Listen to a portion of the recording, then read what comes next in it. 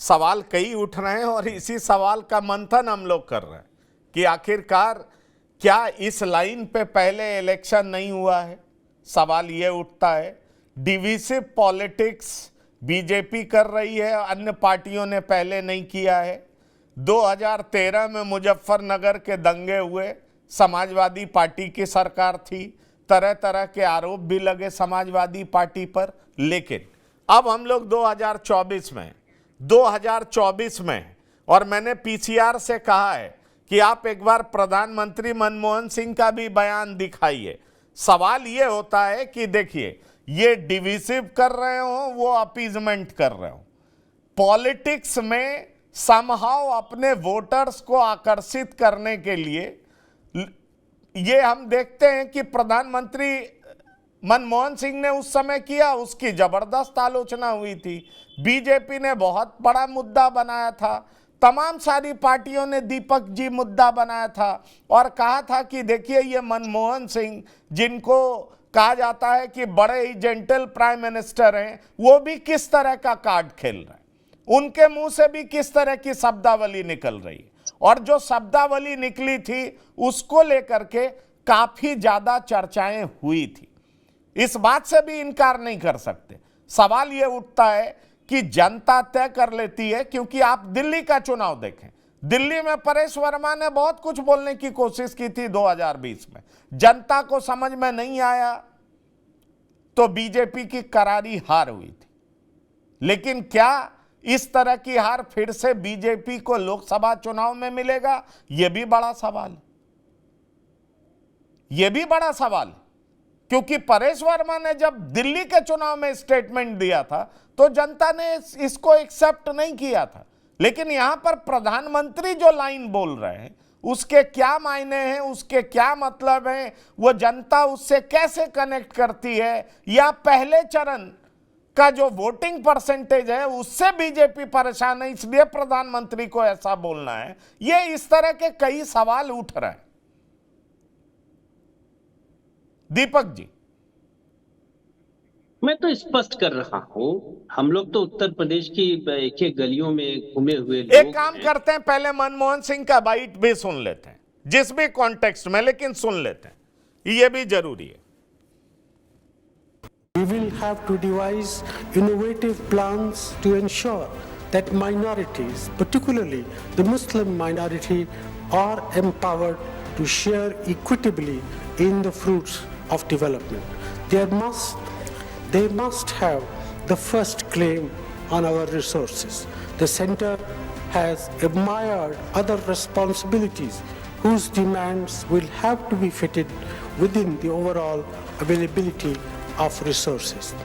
We will have to devise innovative plans to ensure that minorities, particularly the Muslim minority, are empowered to share equitably in the fruits of development.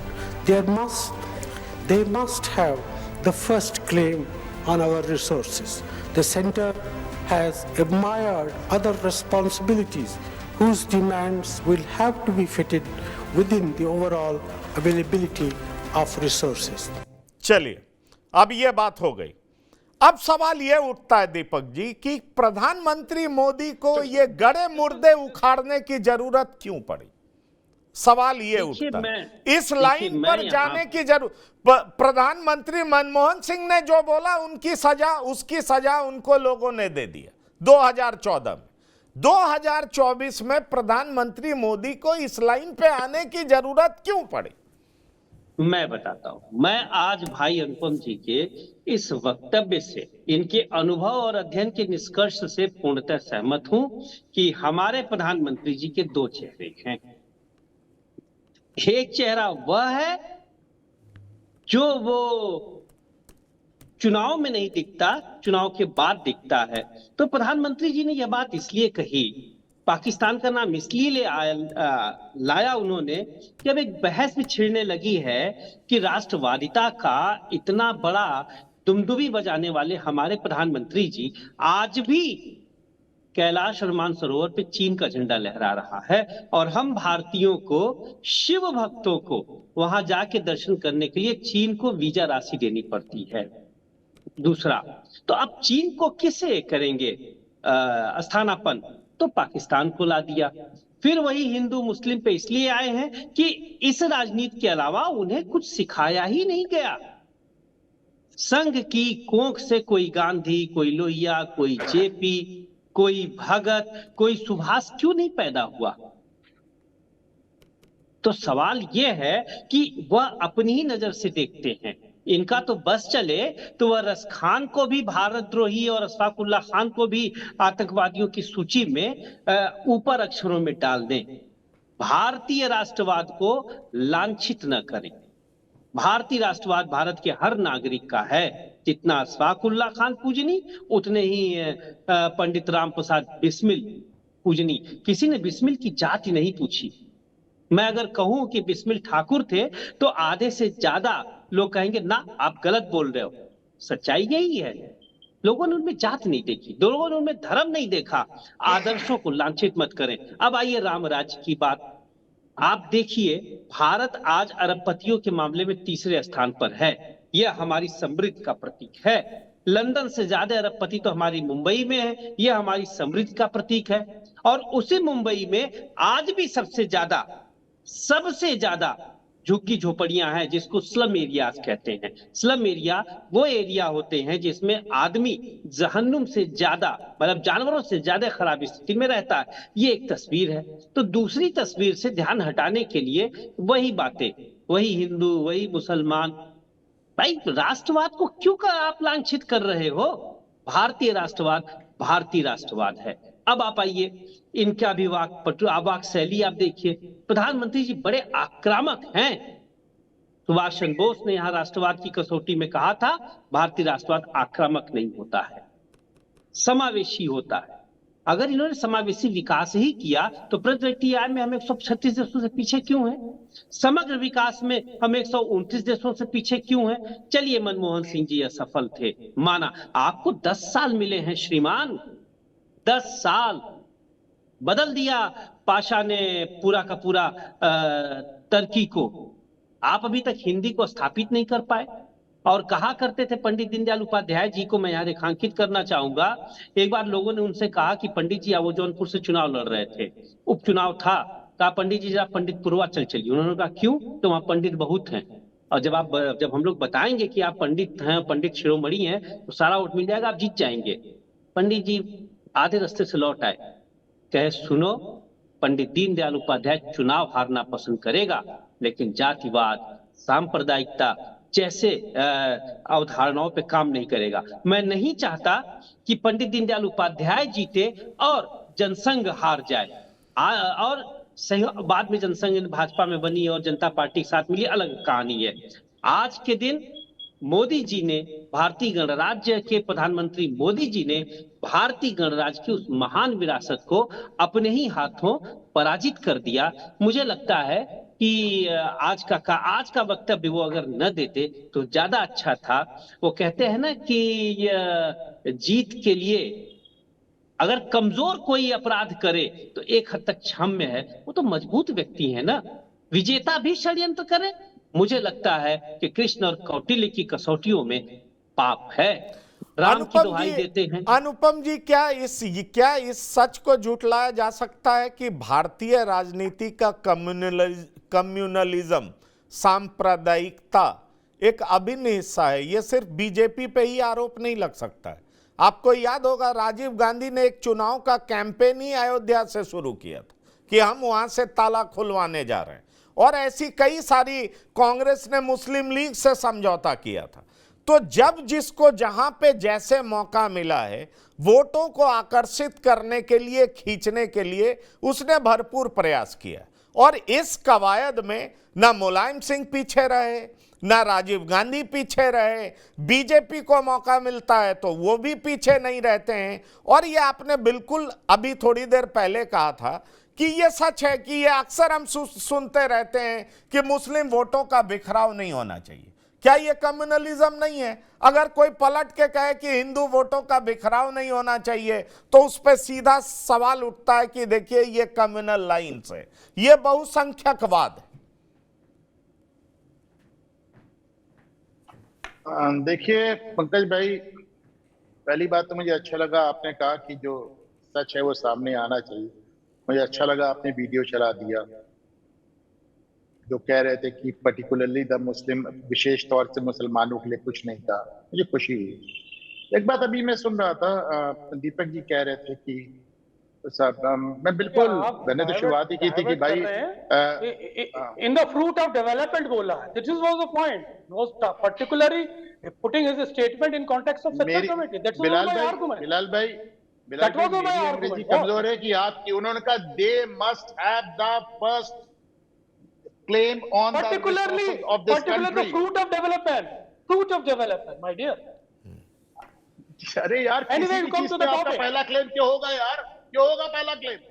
क्यों होगा Because they पहला are claim weaker, किसी भी चीज they पे? are because weaker, क्यों दिया जाता है Weaker? ST को पूरे आरक्षण? एक एक Because they एक are मुल्क के weaker. 3 टुकड़े कर दिए, अभी आप वीक ही हो यार।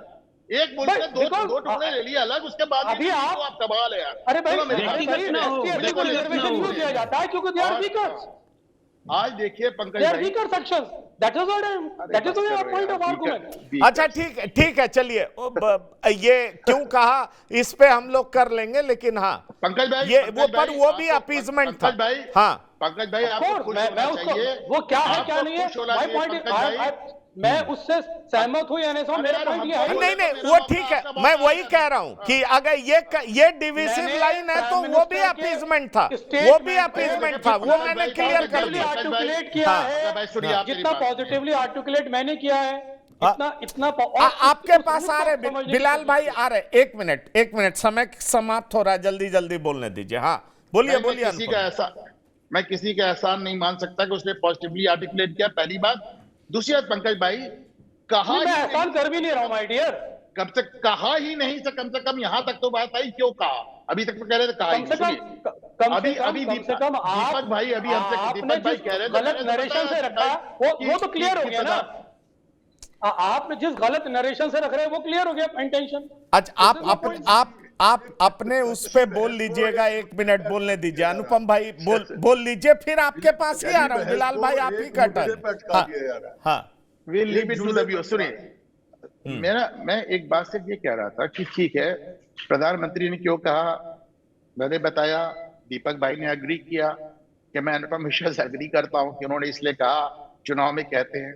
अब दीपक भाई मुझे एक बात और बताए पंकज भाई, जब स्वामी प्रसाद मौर्य इतनी मोटी मोटी गालियां सनातन को दे रहे थे, क्या एक बार डपटा उनको अखिलेश यादव? क्या एक बार उनको बुला के रोड कहा कि गलत कह रहे हैं? क्या भाई, उनका अपना पॉइंट ऑफ व्यू है, उनको अभिव्यक्ति की स्वतंत्रता है, वो क्या कह रहे हैं हमने। अब देखिए, जब मल्लिकार्जुन के साहबजादे सनातन को कोढ़, कुष्ठ रोग और बता के खात्मे की बात कर रहे थे, कांग्रेस के राष्ट्रीय अध्यक्ष का लड़का जब कह रहा था कि सनातन को खत्म कर देंगे, कोई बोला? किसी के कान पे जू रहेंगी? आप मुझे बताएं। आप मुझे सोचिए, अभी जिस दौरान की बात हो रही है ना, ये पंकज भाई, जिस दौरान में जिस दौरान ये इन्होंने स्पीच दिया था, ये मनमोहन सिंह ने, उसी दौरान की एक घटना और बता रहा हूं आपको। ये इतिहास में आज तक कभी नहीं हुआ है दीपक भाई कि इस देश में कोई आरक्षण देके वापस ले लिया गया।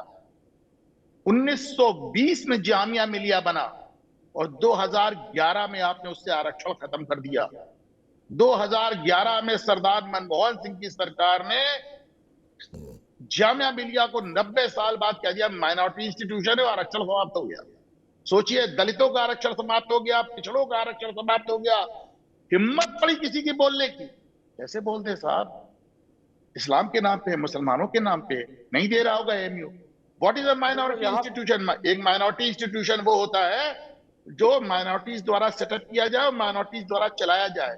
सारी फीस, सारी तनख्वाह आपकी, सारे खर्चे आपके यूजीसी से आ रहे हैं, अनुपम मिश्रा के टैक्स से आ रहे हैं। आप रिजर्वेशन नहीं देंगे, आप कोई कानून नहीं मानेंगे, ना एमयू मानेगा ना जामिया मानेगा। इतिहास में दूसरा मौका नहीं है पंकज भाई कि किसी संस्थान में आरक्षण देकर खत्म कर दिया गया हो।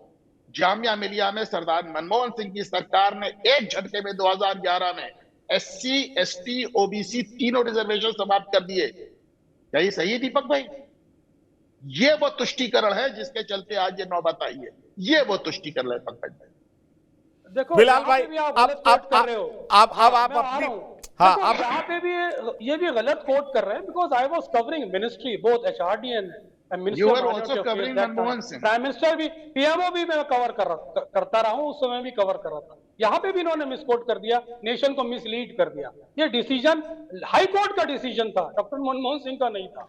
हाई कोर्ट का देखो यहाँ पे भी डिसीजन फिर मिसकोट, गलत बोल रहे हैं। देखो ये भी मिसकोट कर दिया हाई कोर्ट में तो यहाँ पे भी, यहाँ पर भी चैलेंज है, यहाँ पर हाई भी कोर्ट में तो चैलेंज हुआ है, हाई कोर्ट का यहाँ फैसला पर भी, नहीं था, ये यहाँ सरकार पर भी का मिसगाइड फैसला कर रहे हैं आप नेशन को, देश को देखिए, मिसगाइड कर रहे हो। एकदम गलत, स्टडी ये भी नहीं भेज है दे रहा हूं आपकी। पंकज भाई, ये भी भेज दे रहा हूं। आपको ये भी दिखा फिर दीजिए। आपको स्टडी ये करनी भी दिखा पड़ेगी, दीजिए। पूरा कॉन्टेक्स्ट समझना पड़ेगा। ये बिना भी दिखा context दीजिए, के ये भी आपने बोल अब देखिए दिया। फिर कंटेक्स्ट में आ और आप- जाएंगे। आप ये ऐसे हाई ही बोलने कोर्ट का लगे। फैसला नहीं था, ये हाई अफसोस कोर्ट की का बात है फैसला नहीं कि था। आप देश को मिसगाइड कर रहे हो, मिसलीड कर रहे हो, पब्लिक को मिसलीड कर रहे हो, बिना कॉन्टेक्स्ट के आप बोल रहे हो, बिना कॉन्टेक्स्ट के बोल रहे हो। आप कॉन्टेक्स्ट के अकॉर्डिंग ही तो सब्जेक्ट को रखोगे कि सिचुएशंस के अंदर ये जो माइनॉरिटी इंस्टीट्यूशन दिया गया, किस सिचुएशन में ये दिया, हाई बिना कोर्ट का कॉन्टेक्स्ट के फैसला कोर्ट नहीं मत था, करो। पहले आप अपनी देखिए गलती आप मानिए। मिसगाइड ये हाई मत कोर्ट कीजिए का देश को, फैसला नहीं प्लीज। था, हाई आप कोर्ट में जनता को चैलेंज- misguide मुझे मत लगता है, कीजिए। मुझे लगता है अब Don't चूंकि हम लोग misguide country, समय please. की सीमा हाँ, पार कर अब मैं चुके subject पे आ रहा हूँ। हैं, समय Subject की पे आ रहा सीमा हूँ, पार last कर में चुके मैं हैं बिलाल भाई।